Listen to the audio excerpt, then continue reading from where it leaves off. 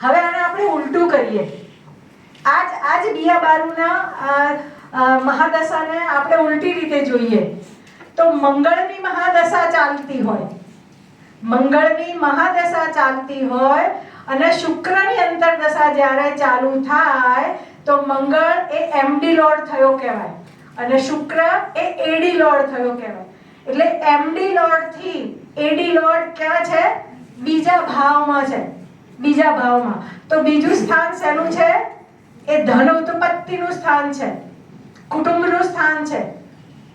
તો તમને મહાદશા મંગળની ચાલતી હોય અને અંતરદશા જ્યારે શુક્રની ચાલતી હોય તો આ જ કુંડલી પ્રમાણે તમને આર્થિક લાભાલાભ પુષ્કળ મળે. તો કયા ભાવના મળે? તો કે એ વ્યક્તિ શું કરે છે એ બહુ અગત્યની બાબત છે. તો ધન લગ્નની કુંડલીમાં શુક્ર કયા સ્થાનનો અધિપતિ થાય? 6 નો અને 11 નો. 6 નો 11 નો થાય ને. 11મું સ્થાન છે ને એ તમારી ઈચ્છા પૂર્તિનું સ્થાન છે.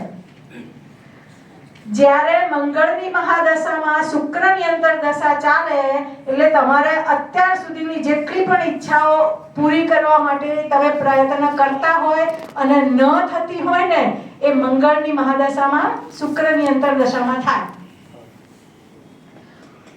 ઘણી વખત આપણને એવું થાય છે કે ગજ કેસરી યોગ છે, કામ કરતો નથી. લક્ષ્મી યોગ છે, કામ કરતો નથી. હાથમાં ભાગ્ય રેખા બહુ બળવાન છે પણ અસર કરતી નથી. રસ્તામાં ભીખ માંગતા જોયા છે. સરસ મસ્ત ભાગ્ય